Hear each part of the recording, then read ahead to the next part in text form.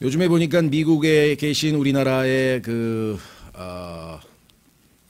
민족, 우리나라 사람들이죠. 근데 미국에 계신 분들 중에 과거에는 보통 영주권, 그래서 영주권만 얻으면 그냥 그곳에서 이렇게 사시는 분들이 더러 계신데, 요즘 보니까 시민권을 얻는 분들도 상당히 있는 것 같아요.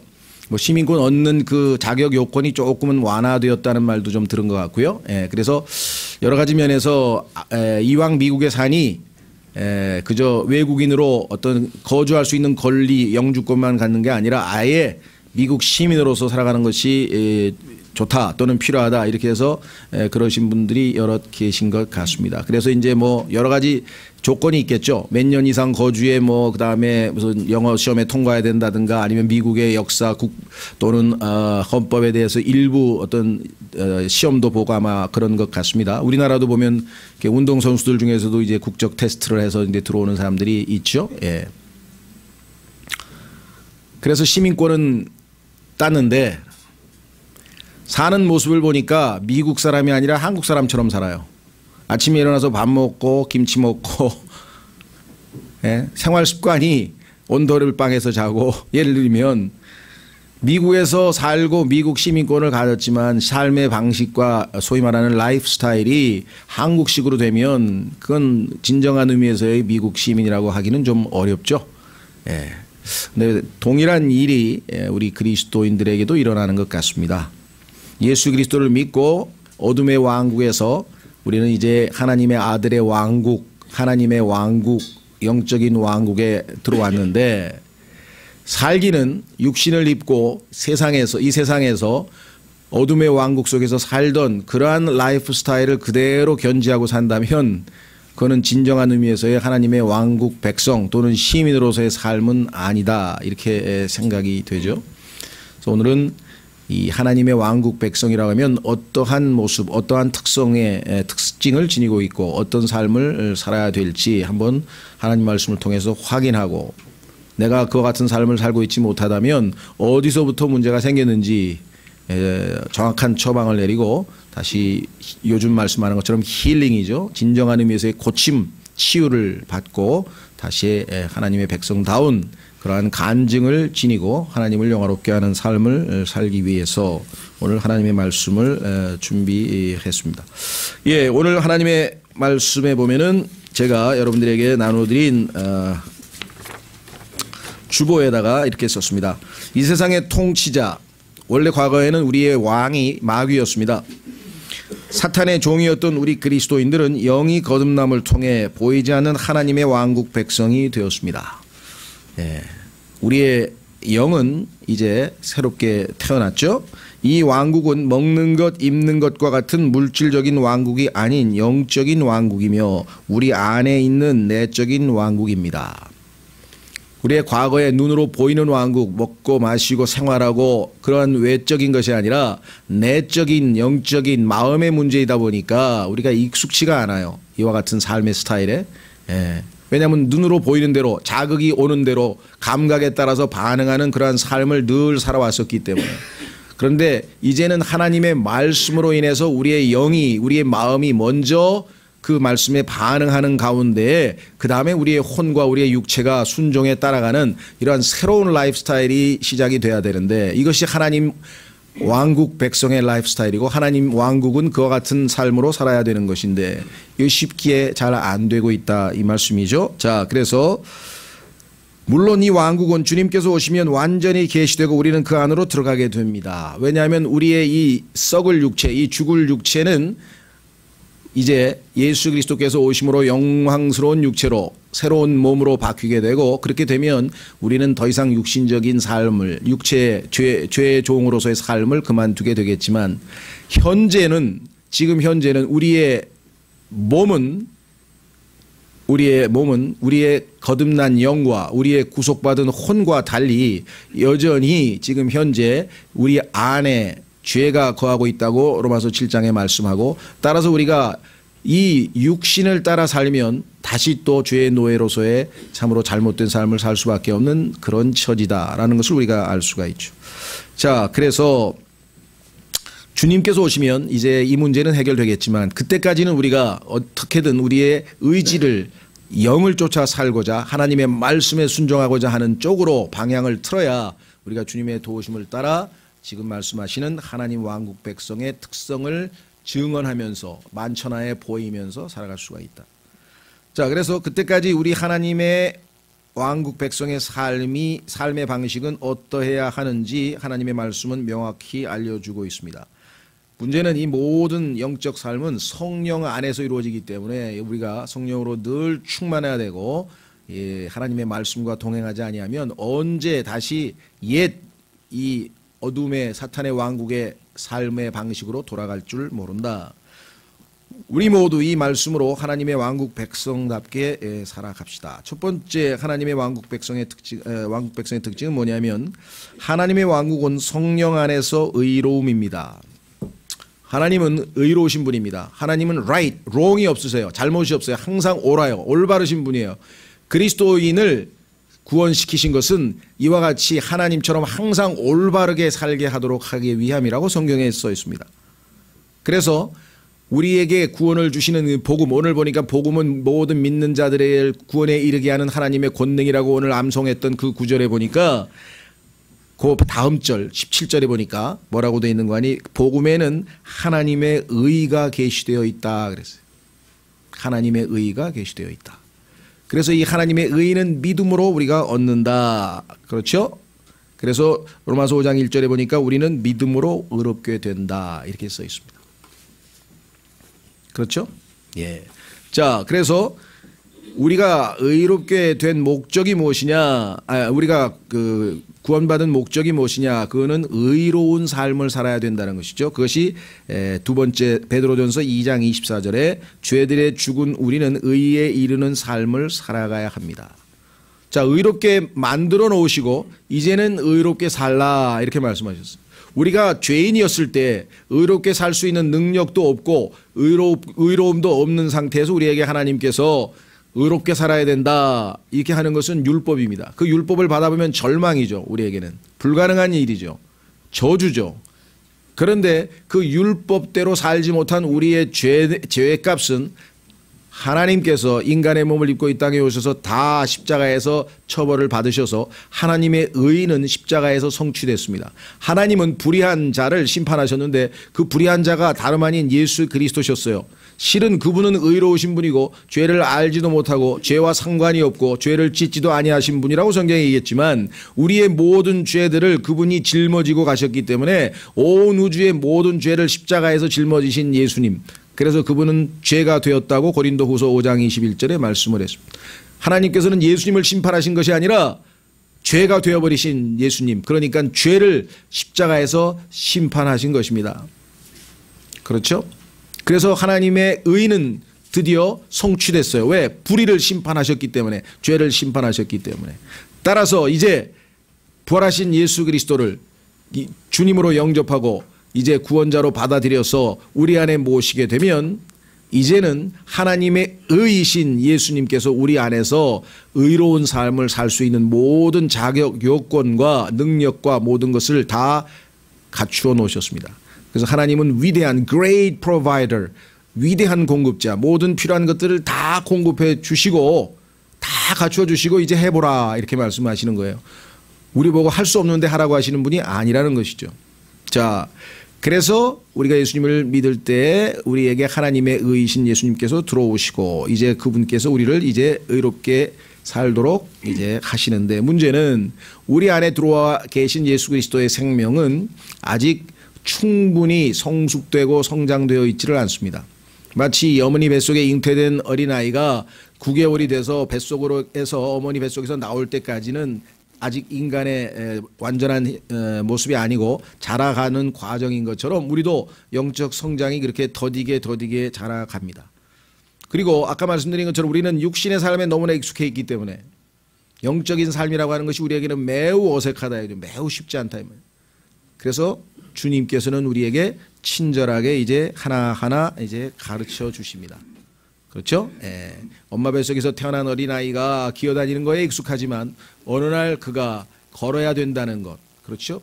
기는 것이 그의 운명이 아니라 걸어야 되는 것이 그의 목표인 것처럼 우리도 이제 성령 안에서 걸어야 될 그 길을 부모님이 도움으로 하나하나 배워서 성취하듯이 우리도 이제 배워가게 됩니다. 디도서 2장 12절 찾아보겠습니다. 그래서 주님은 이제 우리를 가르치기 시작합니다. 이 가르침에 온전히 자신을 내어 맡겨야 우리가 하나하나 배워갈 수 있는데, 가르침 받을 생각은 안 하고 예수 그리스도를 믿고 하늘나라에 가게 됐으니 이 얼마나 기쁜가. 이 기쁨은 우리가 항상 간직해야 되고 늘 기억해야 되겠습니다만은 그것으로 전부가 아니고 이 땅에서 이제 한 걸음 한 걸음 우리의 여정이 시작이 된 것인데요. 자, 디도서 2장 11절. 구원을 가져다 주시는 하나님의 은혜가 모든 사람에게 나타나, 이 구원을 받아들인, 은혜를 받아들인 사람은 구원을 받았습니다. 우리를 가르치시되, 가르쳐 주십니다. 경건치 아니한 것과 세상에 속한 정욕들을 우리가 거부하고, 두 가지, 세상에서 늘 우리가 쉽게 받아들였던 그 두 가지를 일단 거부할 수 있는 지식을 우리에게 가르쳐 주셔야 돼요. 이 두 가지는 성령의 능력 아니면 우리가 거부할 수 없습니다. 너무나 우리에게 익숙한 것이에요. 우리의 라이프 스타일이 너무나 익숙한 것이에요. 그래서 거부할 수 있도록 가르치시고, 두 번째, 이 현 세상에서 주님 오시면 물론 우리가 자동적으로 이루어지겠지만 이 현 세상에서는 어떻게 해야 될까? 이 현 세상에서 맑은 정신을 가지고 의롭게 하나님의 뜻대로 살도록 가르친다. 다섯 가지를 가르치는데 두 가지는 거부하고 세 가지는 받아들이고 훈련을 해야 되는데, 그 중에 하나가 뭐냐면 righteous, 의롭게 살아야 된다. 이거 거기에 나와 있죠? 예, 의롭게 살아야 한다. righteously 이렇게 되어 있습니다. 자, 그런데 이 의롭게 살도록 주님이 우리를 친히 가르치시는데, 가르치시는 도구는 무엇인가? 성경에 보니까 하나님의 말씀이라고 디모데후서 3장 16절에 있어요. 따라서 하나님의 말씀을 자주 접하고 소홀히 하지 아니하고 주일날만 와서 여러분들이 듣고 끝나는 것이 아니라 주일 오후에도 성경 공부를 하고 수요일날도 듣고 토요일날도 듣고 매일매일 개인적으로 하나님의 말씀 가운데 젖어서 계속해서 살아가지 아니한다면 이게 쉽게 습득이 될 수 있는 것이 아니라는 것이죠. 그렇죠? 예, 운동선수가 뭐 요즘에 보니까 무슨 유현진 선수가 무슨 특별한 새로운 고속 슬라이더를 개발해가지고 톡톡히 아주 효과를 봤다. 그거 그냥 쉽게 배운 게 아니에요. 몇십 번, 몇백 번 해가지고서는 하나 습득하는 것처럼 우리의 영적인 것도 다 마찬가지입니다. 굉장한 많은 반복 훈련이 필요할 터인데, 그렇죠? 예. 그러니까 하나님의 말씀이라고 하는 그것이 우리를 의로 훈육하기에 유익하다라고 성경에 말씀했다면, 하나님의 말씀이 항상 언제든지 나에게, 그래서 우리 참 김화겸 형제님이 기도를 정말 잘하신 것 같아요. 항상 뭐예요? 생각을 바르게 하고 말을 바르게 하고 행동을 바르게 하고, 이게 성령께서 충만하면 모든 것을 다 right. 가인은 행동하니까 뭐예요? wrong. 너 잘못하지 않냐 얘기야.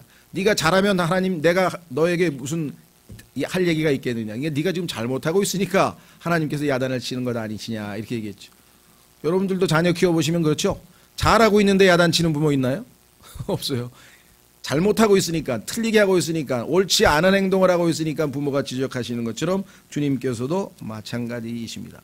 말씀으로 우리를 교육하고 계신다고 성경에 써 있습니다. 자, 그래서 그 말씀이 우리 안에서 점점 체질화돼서 이제는 세상의 견해나 세상의 철학이나 세상의 정보가 아니라 하나님의 말씀이 나를 통제하는 비율이 점점 많아질수록 이제 성령의 길을 우리가 걷게 됩니다. 성령, 말씀의, 성령의 검, 그게 하나님의 말씀이거든요. 성령의 칼, 그게 하나님의 말씀이다. 성령과 말씀이 다른 것이 아니라. 자, 그래서 우리는 로마서 8장으로 갑니다. 로마서 8장으로 가면 여러분과 제가 어떻게 의롭게 살 수 있는지 그 방법이 나와 있어요. 의롭지 못한 우리가, 육신에 익숙한 우리가, 심심하면 미혹에 넘어지고 유혹에 넘어지는 우리 나약한 자가 어떻게 예수님처럼 의로운 삶을 사냐. 이게 하나님 보시기에 right, 옳다, 바르다, 곧바르다 이렇게 평가받을 수 있는 삶을, 물론 세상에서 얘기하는 정의의 삶뿐만 아니라 그보다 훨씬 더 하나님의 삶은 수준이 높죠. 세상은 겉보기에 의롭고 죄를 안 지으면 의인이지만 성경은 마음으로부터 내적으로 하나님 앞에 순수한 동기를 검증받아야 된다고 한다면 훨씬 더 수준 높은 의를 요구하시는데, 율법의 의보다 더 수준 높은 그런 의를 어떻게 우리가 달성할 수 있냐? 불가능이라는. 불가능하기 때문에 답이 있는 것이에요. 왜? 내가 안 되기 때문에 내 안에 계신 그리스도께서 하실 수가 있다는 것이죠. 자, 그래서 우리는 로마서 8장에서 답을 넣습니다. 로마서 8장 1절. 로마서 8장 1절. 그러므로 이제 그리스도 예수님 안에 있는 자들에게는 정죄함이 없나니 그들은 육신을 따라 걷지 아니하고 성령을 따라 걷느니라. 자, 이제 구원받은 하나님의 자녀들은 마땅히 생활 방식이 뭐냐? 성령을 따라 걷는데, 이는 그리스도 예수님 안에 있는 생명의 성령의 법이 죄와 사망의 법에서 나를 해방시켰기 때문이라. 구원받는 순간에 이제 우리는 더 이상 죄와 사망의 법에서 벗어났다. 죄와 사망의 법이 우리를 지배할 수 없게끔 우리를 완전히 이제 분리시키고 우리를 해방시키고 우리에게 자유를 주셨습니다. 문제는 내가 이제 성령께 순종하느냐만 달려 있어요. 3절. 율법이 육신으로 말미암아 연약하여 능히 하지 못하는 것을 하나님께서는 하셨나니 곧 자신의 아들을 죄 많은 육신의 모양으로 보내시고 또 죄로 인하여 육신 안에서 죄를 정죄하셨느니라.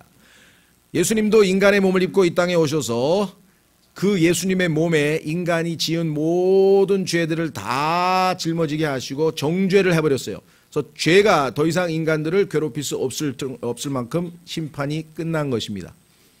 이제 마귀는 속임수로 우리를 무너뜨릴 뿐 우리가 하나님의 말씀에 순종하고자 하는 의지만 확고하게 갖고 순종하면 절대로 우리를 부려먹거나 우리를 종로로 시킬 수가 없는 것입니다.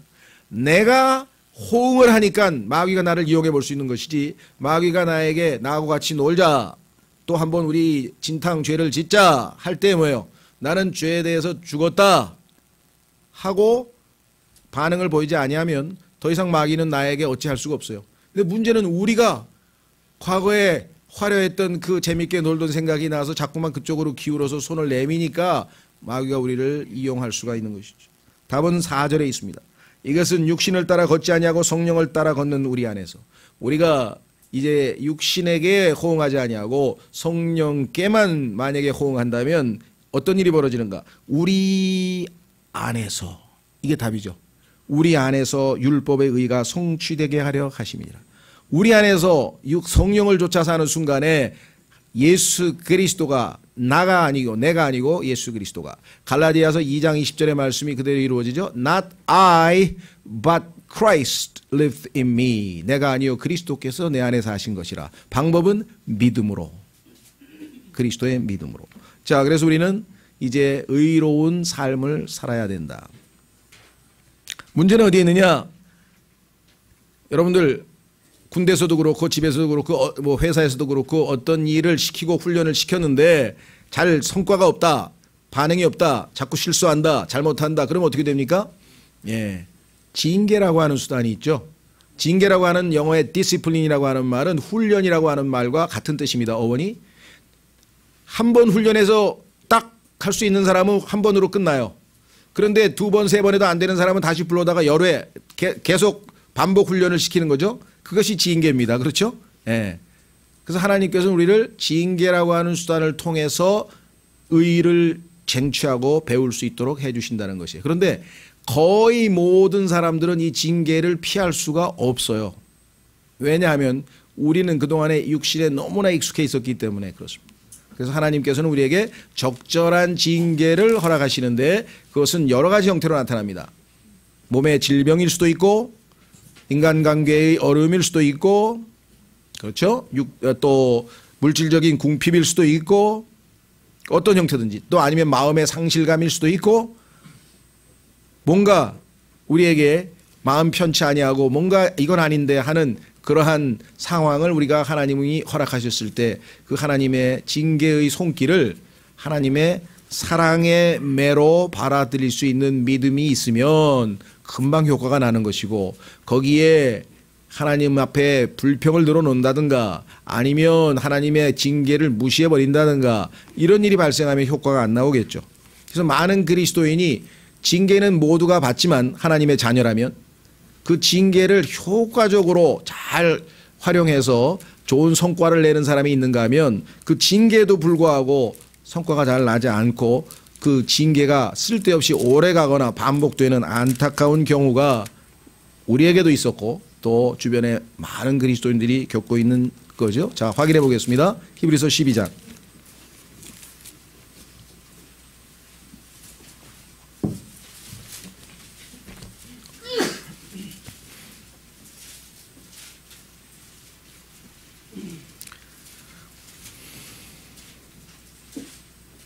찾으셨습니까? 예. 9절부터 보겠습니다.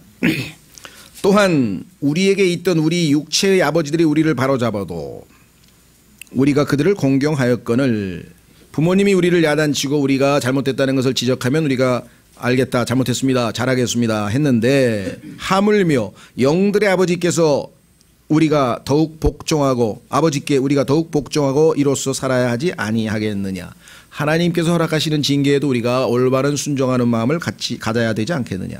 진실로 그들은 며칠 동안 자기들이 기뻐하는 대로 우리를 징계하였거니와 세상 부모님들은 객관적으로 정말 자식을 위해서 하기보다는 때로는 자기 분풀이로 때로는 우리가 볼 때는 납득하기 어려운 형태의 징계를 받아서 자식들이 반항하거나 불만을 터뜨리는 일이 종종 생기죠.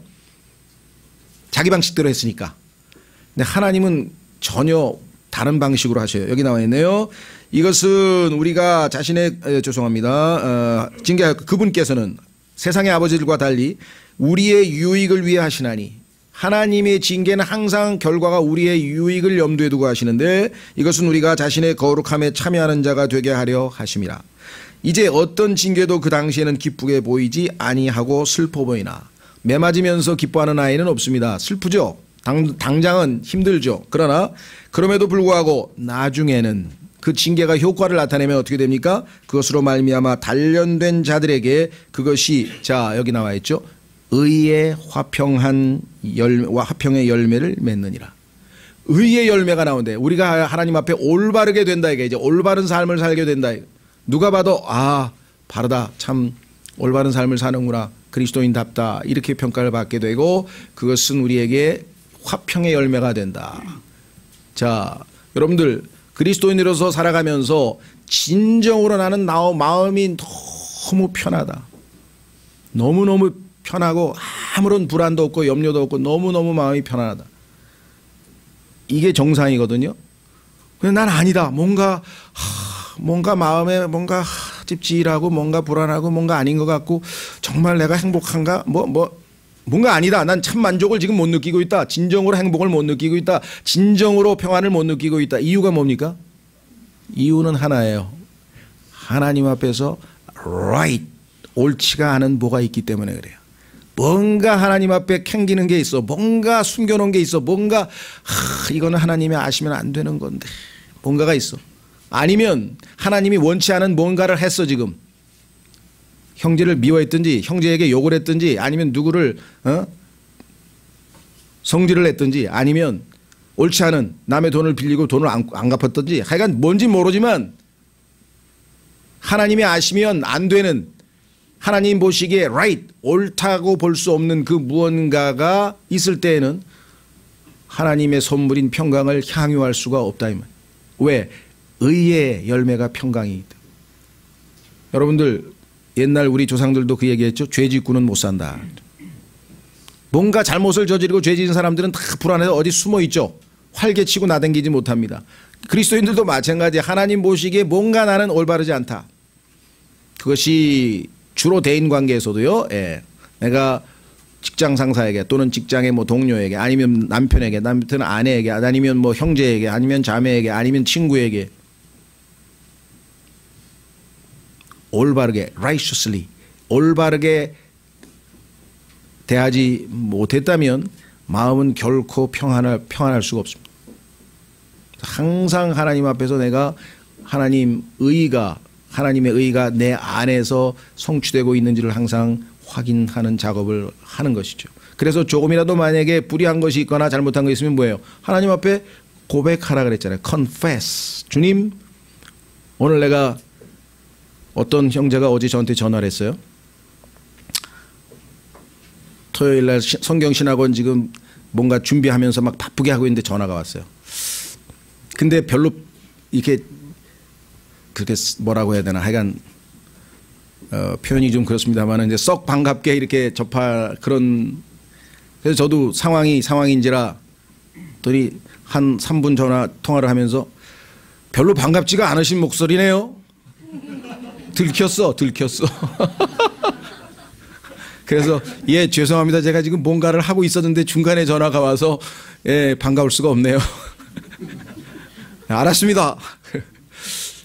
그러고 났더니 이 마음이 편안치가 않아요. 하나님 앞에 주님, 형제에게 제가 참 양해를 구하고 지금 제가 이 뭔가를 하고 있기 때문에 길게 통화하기 어려우니까 다음번에 좀 통화하셨으면 좋겠습니다 하고 좀 친절하게 얘기를 했어야 되는데 벌써 목소리가 싫은데 이거 빨리 왜 안 끊냐.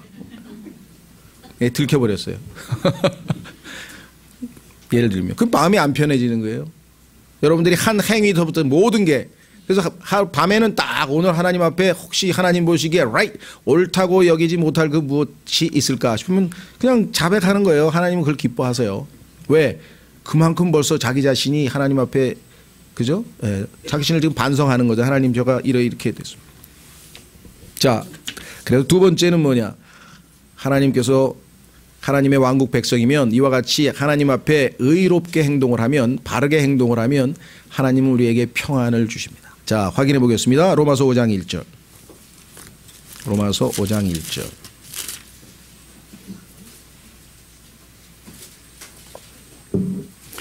그러므로 우리가 믿음으로 의롭게 되어 우리 주 예수 그리스도를 통해 하나님과의 화평을 누리는도다. 이 세상에서 가장 행복한 사람인 거예요. 이게 왜? Peace with God. 이 하나님과 화평을 누리고 있지 못한 사람들은요, 하나님이라는 생각이 떠오르거나 말이 떠오르거나 들려오면 불안해지기 시작합니다. 왜?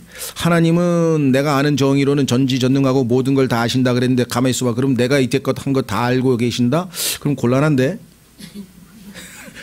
숨길 게 많은데.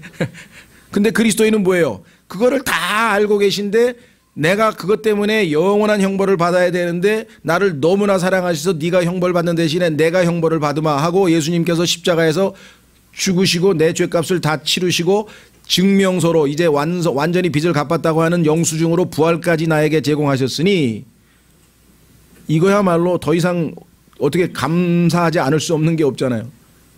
그래서 하나님 그러면 그냥 나를 사랑하시는 분, 아들까지 내어주신 분 하고 막 감동이 밀려오고 막 눈물이 날라 그러지.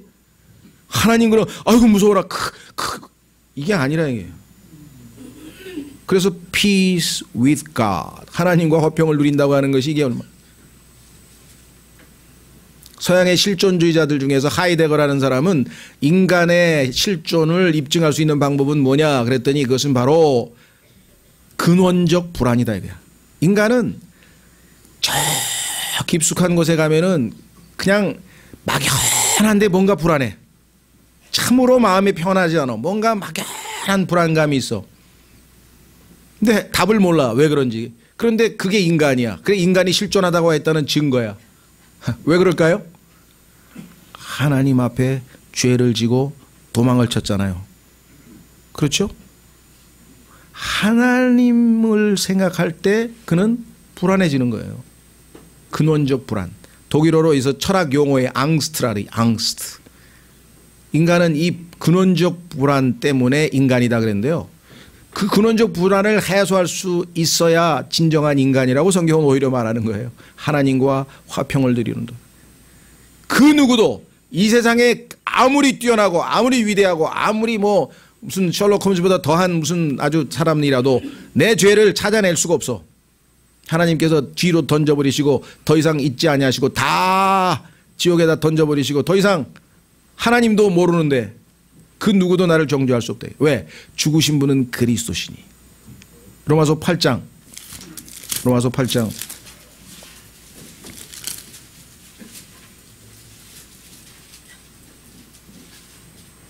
33절. 로마서 8장 33절. 누가 하나님께서 선택하신 자들을 무슨 일로 고소하리요? 의롭다 하시는 분은 하나님이시니 누가 정죄하리요? 죽으신 분은 그리스도시요 참으로 다시 일어나신 분도 그리스도시니 그분께서는 바로 하나님의 오른편에 계시며 또한 우리를 위해 중보하시느니라. 하나님이 나를 의롭다고 해서 왜? 내 죄값을 자신의 아들에게 심판하셨어. 그리고 하나님이 정하신 법에 따라서 나는 예수님을 믿었기 때문에 의롭다고 선포했어. 근데 온 우주의 최고 통치자가, 최고 재판관이 정한 그 판결을 누가 뒤집고 나를 또 고소할 자가 누가 있느냐 이 말. 이게 그리스도인은 이 세상에서 아무리 최악의 순간이라도 이 마음의 평정, 하나님과의 평강을 잃어버릴 수가 없다 이 말. 이게 구원의 영원한 보장입니다. 문제는 어디에 있느냐? 그런데 저는 진정한 평안을 못 누리고 요즘 굉장히 마음이 불안하고 뭔가 왜 그럴까요? 첫째, 하나님 앞에 의롭지 못하기 때문에. 하나님 앞에 뭔가 올바르지 못한 게 있으면 하나님은 아무 문제도 없는데 내가 하나님에 대해서 캥기는 게 있기 때문에 자꾸 마음을 닫고 하나님 앞에 잘 나가서질 못하죠.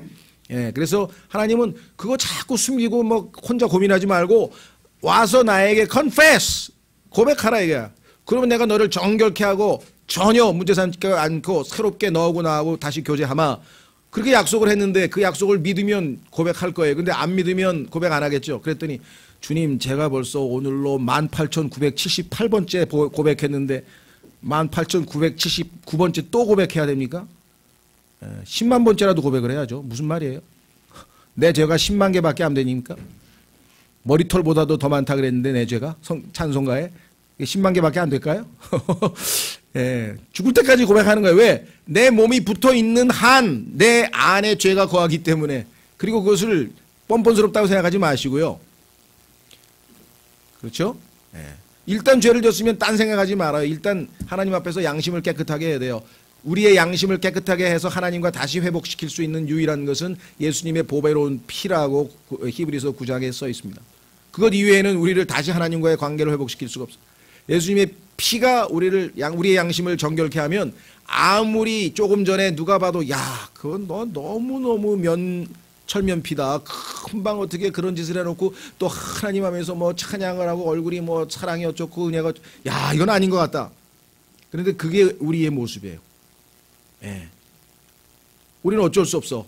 때로는 지킬 박사가 되고 때로는 하이드가 되고 왔다 갔다 하는 수밖에 없다. 그게 우리의 모습이에요. 예? 성경에 써 있어요. 두 본성을 지니고 있다. 우리 책도 나와 있잖아요. 두 본성을 지니고 있는 게 우리이기 때문에 전혀 부끄러워할 거 없어요. 자, 그래서 우리는 진정한 화평은 여기서 이루어진다. 문제는 어디에 있느냐? 자, 첫째는 올바르지 못하면 자백을 해서 회복을 합니다. 두 번째는 하나님에 대한 믿음이 약해지면 뭘 먹고 살지? 큰일 났네. 나 이제 잘못하면 이제 죽을까?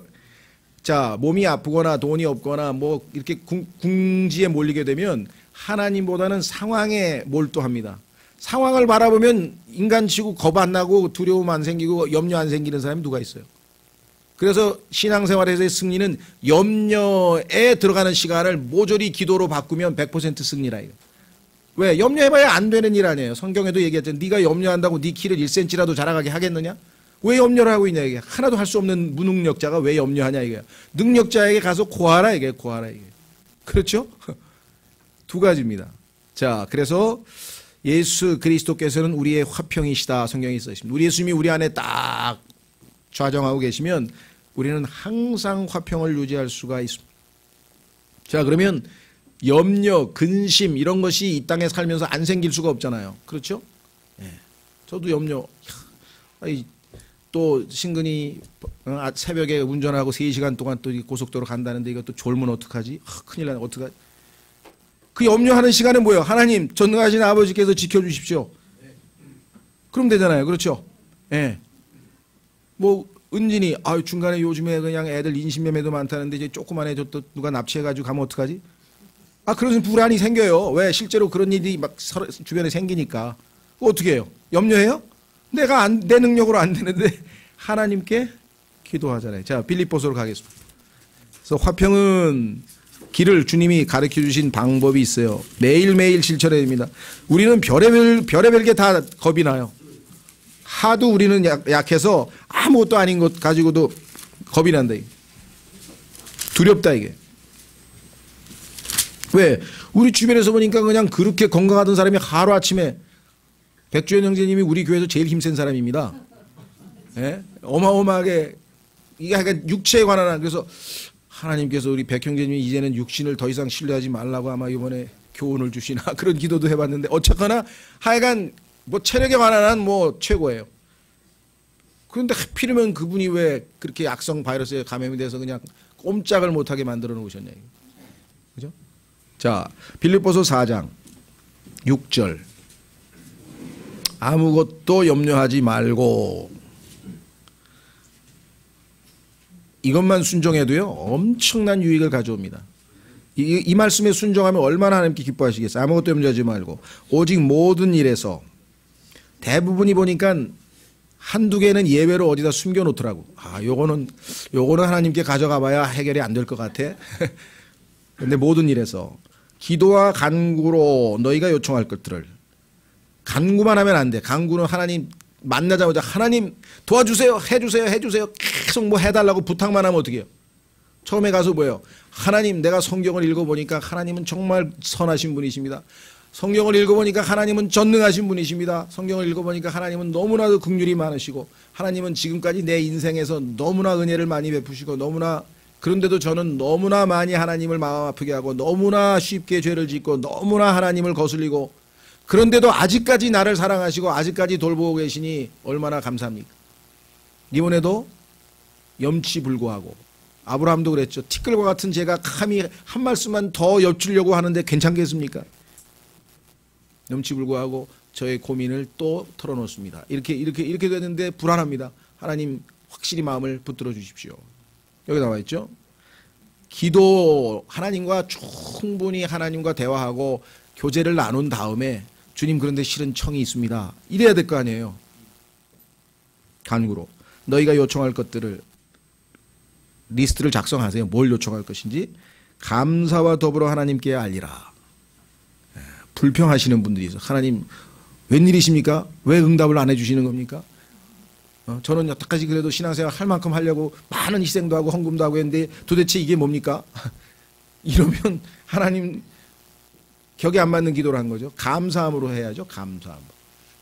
자, 그렇게 6절의 요구 조건, 하나님이 정하신 조건을 여러분들이 믿음으로 수행하면 7절은 하나님이 하시겠다는 거예요. 성경에 하나님은 뭐예요? cannot lie. 거짓말 하실 수 없다고 2번이나 성경에 써놨어요. 하나님께서.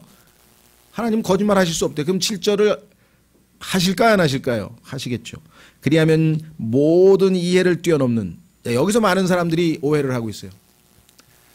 많은 사람들은 자기가 이해가 돼야 기도 응답이 되는 것으로 아는데 하나님의 응답은 이해가 안 됩니다. 이해를 뛰어넘어요. 이해는 안 돼요.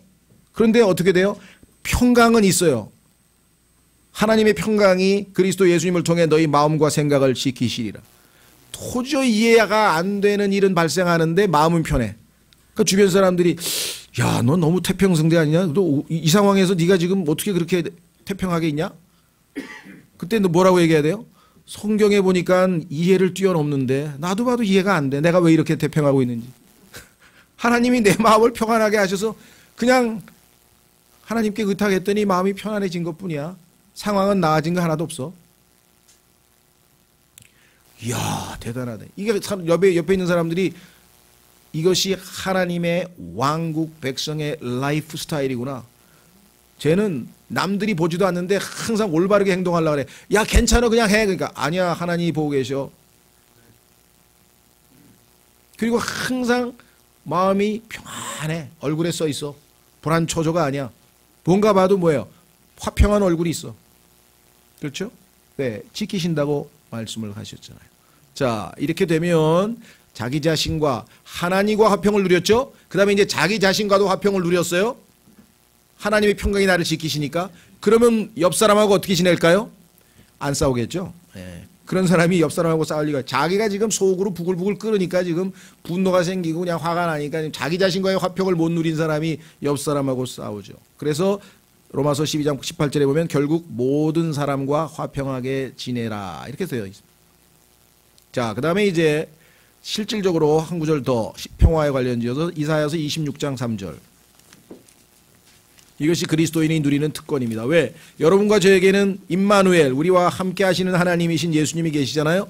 그 예수님을 우리의 사고의 대상, 우리의 생각이 예수 그리스도께 머물러 있으면 완전한 평강으로 지켜주신다고 약속을 했습니다. 확인해 보겠습니다. 이사야서 26장 3절.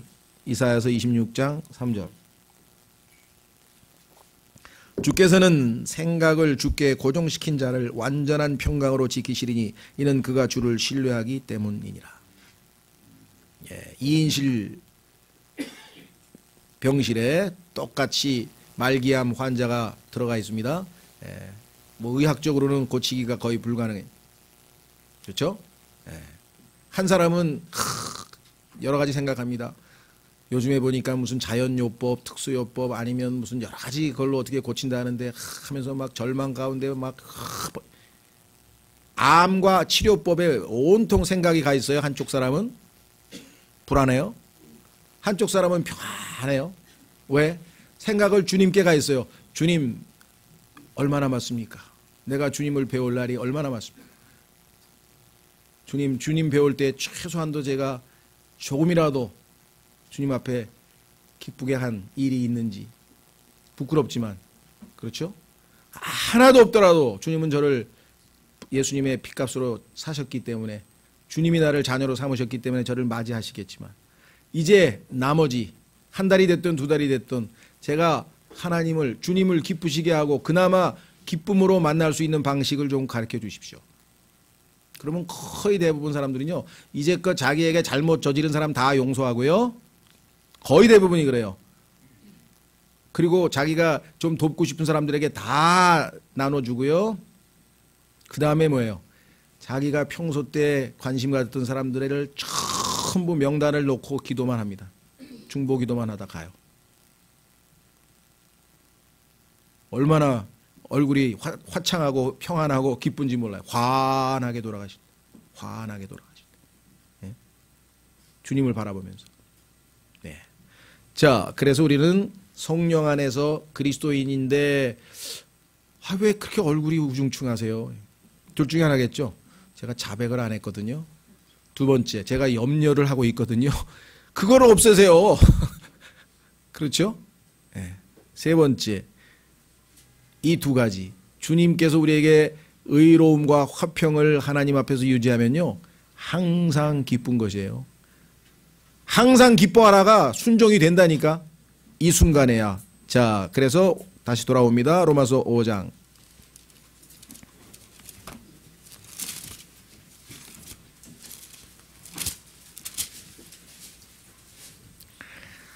로마서 5장 2절. 또 우리가 그분을 통해 지금 우리가 서 있는 이 은혜 안에 믿음으로 들어감을 얻었으며 하나님의 영광의 소망을 기뻐하나니라. 야, 아까 암 환자처럼 주님을, 이 영광스러운 주님을, 온 우주를 창조하신 그분을, 그 영광스러운 분을, 그 어린 양을 내가 드디어 all together lovely, 모든 것이 사랑스럽다고 그 솔로몬의 아가에서 고백했던 그 아름다운 분을 드디어 뵙는구나. 얼마나 감격스럽겠어요? 그래서 소망을 기뻐하는 거예요. 그분 뵙는 날을 기뻐하고 있어요. 그런데 아직은 아니죠. 지금 이 땅에 살아있죠. 그럼 이 땅에서 지금 처한 환경이 뭡니까? 환난이잖아요. 고통이잖아요. 여기 써 있죠. 3절. 그리할 뿐 아니라 미래적인 기쁨만 있는 게 아니라 현재적으로도 기쁨을 누릴 수 있다. 우리가 환난도 기뻐하나니, 환난 중에도 얼마든지 기뻐할 수 있어. 왜? 이 환난을 통해서 하나님께서는 나에게 3절 인내를 가르쳐 주시고, 인내는 체험을 낳고 체험은 소망을 이루는 줄 우리가 아노라. 이 소망이 우리를 부끄럽게 하지 아니하면 우리에게 주신 성령님에 의하여 하나님의 사랑이 우리 마음에 넓게 부어졌기 때문이니. 하나님이 사랑이 내 안에서 흘러 넘치고 있는데 뭐가 불안하고 뭐가, 그렇죠? 진정한 기쁨은 바로 여기에서 온다. 그뿐이 아니에요. 요한복음 15장 11절. 요한복음 15장 11절. 주님께서 우리의 기쁨을 주시겠다. 이렇게 약속을 하셨네요. 요한복음 15장 11절.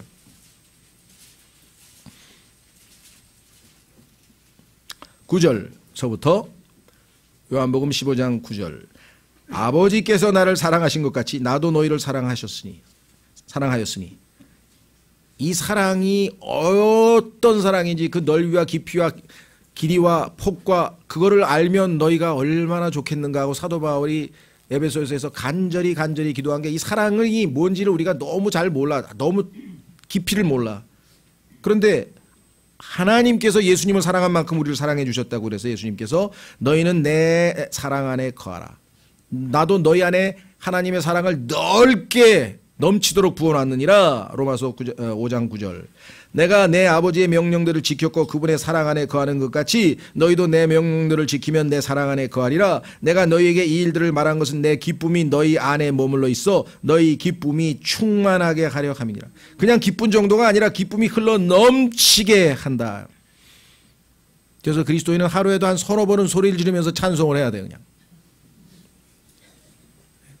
그렇죠? 순간적으로 기쁨을 억제하지 못하는 찬송을 그냥 크게 부르죠. 자, 그 다음에 다시 돌아오시면 그 교재 보시면 3번에 이때 항상 기뻐하게, 항상 기뻐하라는 말씀에 순종할 수 있는 것은 주님께서 나의 기쁨이 되실 때 그리 가능하다. 자, 마지막 구절입니다. 이 주님이 우리에게 제공하시는 기쁨은 우리의 힘이 된다. 그리스도인이 파워풀하게 살 수 있는 것은 바로 이 기쁨 때문이라고 느헤미야에 써 있습니다. 자, 다시 확인합니다. 느헤미야 8장 10절. 그리고 이제 결론을 내리겠습니다. 느헤미야 8장 10절. 주님의 기쁨, 주님이 우리에게 주시는 그 기쁨은 우리에게 strength가 된다 그랬어요. 그리스도인들이 힘이 넘치는 열정적인 신앙생활을 할 수 있는 것은 바로 뭐냐? 바로 이 느헤미야. 느헤미야는요, 에스라 바로 전에 있죠. 역대기하 다음. 맞나요? 에스라 다음이죠. 죄송합니다. 에스라 다음. 느헤미야 8장 10절. 느헤미야 8장 10절. 그때 그가 그들에게 이르기를 너희 길로 가서 기름진 것을 먹고 단 것을 마시며 아무것도 예비하지 못한 자들에게 일부를 보내라. 이날은 우리 주께 거룩한 날이니라. 너희는 또한 슬퍼하지 말라. 주의 기쁨이 너희의 힘이니라 하고, 함께 모여서 하나님의 말씀을 설교를 듣고 형제들과 교제하고 식사하고, 이때에 주님께서 우리에게 제공하시는 그 기쁨이 우리에게는 힘이 된다 이거예요. 그래서 여기서 힘을 얻고 또 일주일간 가서 또 열심히 살고 주변의 이웃들을 사랑하고 섬기고 이와 같이 우리가 생활하는 것이겠죠. 다시 말씀드립니다. The joy of the Lord is your strength. 주의 기쁨이 너희의 힘이니라 했습니다. 자, 결론은 로마서 14장 18절에 있습니다. 그렇다면 이와 같은 특징을 우리가 삶에서 드러내면 어떻게 되는가? 사람들이 어떻게 해요? 인정을 해준다는 것이에요. 정말 우리 주변에 좋아, 나는 예수쟁이를 싫어한다, 별로 마음에 안 들어, 그러나 네가 진정한 예수쟁이라는 것은 인정하마, 그런 소리를 듣는 그리스도인은 몇 퍼센트가 될지 모르겠어요. 오늘은 보니까 성경에 써 있네요. 로마서 14장 18절. 이것들 안에서, 즉 여러분과 제가 성령님 안에서 의와 화평과 기쁨이라고 하는 이 하나님 왕국 백성의 특징을 보이는 그와 같은 라이프 스타일로 살게 되면 어떻게 되는가?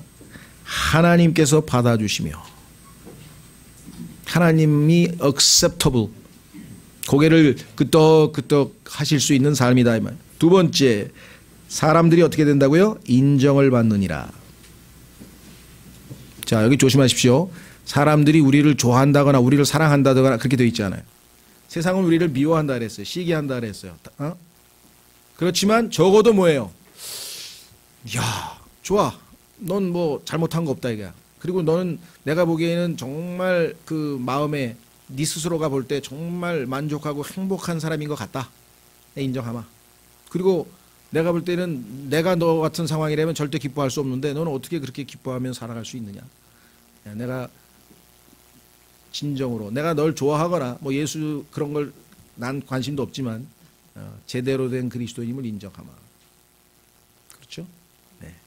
자, 그래서 오늘 여러분과 제가 단순히 하나님의 왕국 백성이라고 하는 신분만을 내세우면 뭐합니까? I'm American citizen. 미국 시민이라는데 삶의 방식을 완전히 코리안식으로 하면 어떻게 되냐. 그렇죠? 우리도 하나님의 왕국 백성의 신분뿐만 아니라 신분에 걸맞는 삶을 살아야 되는데, 그러려면은 절대적으로 성령 안에서 의롭고 그로 인해 화평을 누리고 기쁨이 넘치는 그러한 라이프 스타일을 보일 때 저게 진짜 신앙생활이구나 라고 하는 것을 사람들도 인정하게 될 것이겠죠. 물론 이를 통해 하나님께 우리는 영광을 돌릴 수 있게 될 것입니다. 우리 모두가 이와 같은 삶을 살 수 있도록 하나님이 배려하셨습니다. 주님, 우리의 믿음을 더하셔서 이와 같은 삶으로 하나님께 영광 돌리게 해 주십시오. 다 같이 기도하겠습니다.